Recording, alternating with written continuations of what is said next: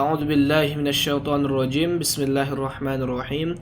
Assalamualaikum warahmatullahi wabarakatuh.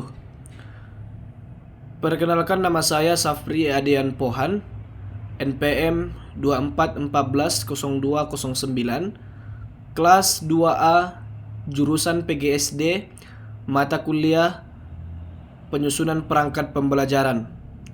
Yang mana ini video bertujuan untuk memenuhi tugas dengan Ibu dosen Monica MPD. Sebelumnya saya mohon maaf dan berterima kasih kepada Ibu dosen yang telah memberikan waktu kepada saya untuk menyelesaikan tugas ini. Yang mana di sini saya akan menjelaskan tentang sejarah perkembangan kurikulum di sekolah dasar. Yang mana ini ada beberapa bagian. Yang pertama, pengertian kurikulum, fungsi pengembangan kurikulum, prinsip-prinsip pengembangan kurikulum, sejarah perkembangan kurikulum di sekolah dasar. Baiklah, masuklah kita untuk pembahasan yang pertama, yaitu A. Pengertian kurikulum. Istilah kurikulum berasal dari kata kurir, pelari, dan kurir, tempat terpacu. Dan pada awalnya digunakan dalam dunia olahraga. Pada saat kurikulum diartikan sebagai jarak yang harus ditempuh oleh seorang pelari mulai dari start sampai finish untuk memperoleh medali penghargaan. Kemudian pengertian tersebut diterapkan dalam dunia pendidikan menjadi sejumlah mata pelajaran yang harus ditempuh oleh seorang siswa dari awal sampai akhir program pembelajaran untuk memperoleh penghargaan dalam bentuk ijazah. Kurikulum adalah seperangkat rencana pengaturan mengenai tujuan, isi, dan bahan pelajaran serta cara yang digunakan sebagai pedoman penyelenggaraan kegiatan pembelajaran untuk mencapai tujuan pendidikan tertentu. B. Fungsi pengembangan kurikulum. Pengembangan kurikulum identik dengan pengertian kurikulum itu sendiri yang berorientasi pada pengertian kurikulum dalam arti luas bagi pengembangan buku ajar, pengadaan media dan sarana, pengembangan staf, pengawasan, dan pengujian. Maka fungsi pengembangan kurikulum mempunyai arti sebagai berikut.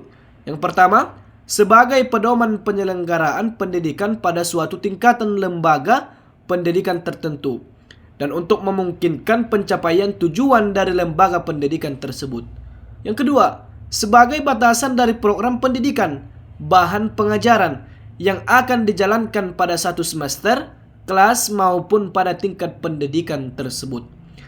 Yang ketiga, sebagai pedoman guru untuk menjalankan proses belajar mengajar sehingga kegiatan yang dilakukan oleh guru dan siswa terarah kepada tujuan yang ditentukan. C. Prinsip-prinsip pengembangan kurikulum. Yang pertama, prinsip relevansi. Ada dua macam relevansi, internal dan relevansi eksternal. Yang mana relevansi internal ini menunjukkan keutuhan suatu kurikulum. Yang kedua, dan kurikulum eksternal berkaitan dengan keseharian antara tujuan, isi, dan proses belajar siswa yang tercakup dalam kurikulum dan kebutuhan dan tuntunan masyarakat. Yang kedua, prinsip fleksibilitas. Kurikulum ini harus bisa dilaksanakan sesuai dengan kondisi yang ada. Kurikulum yang tidak fleksibel akan sulit diterapkan. Yang ketiga, prinsip kontinuitas. Prinsip ini mengandung arti bahwa perlu dijaga saling keterkaitan dan kesinambungan antara materi dan pada berbagai jenjang dan jenis program pendidikan. Yang keempat, prinsip efektivitas. Prinsip efektivitas berkenaan dengan rencana dalam suatu kurikulum dapat dilaksanakan dan tepat dicapai dalam kegiatan belajar mengajar.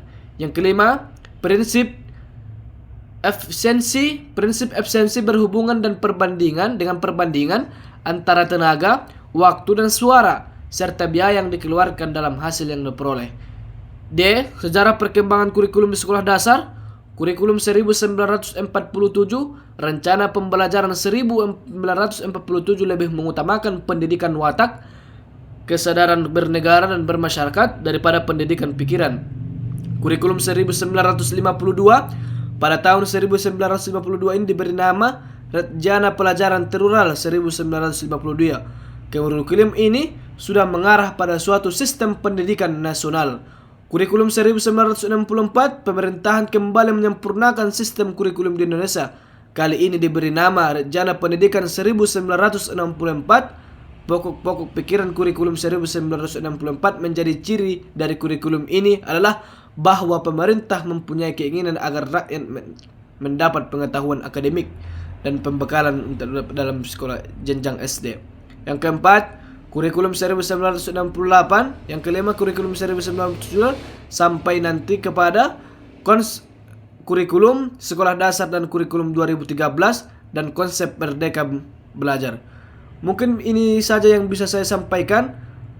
Kurang lebihnya saya mohon maaf. Terima kasih. Wassalamualaikum warahmatullahi wabarakatuh.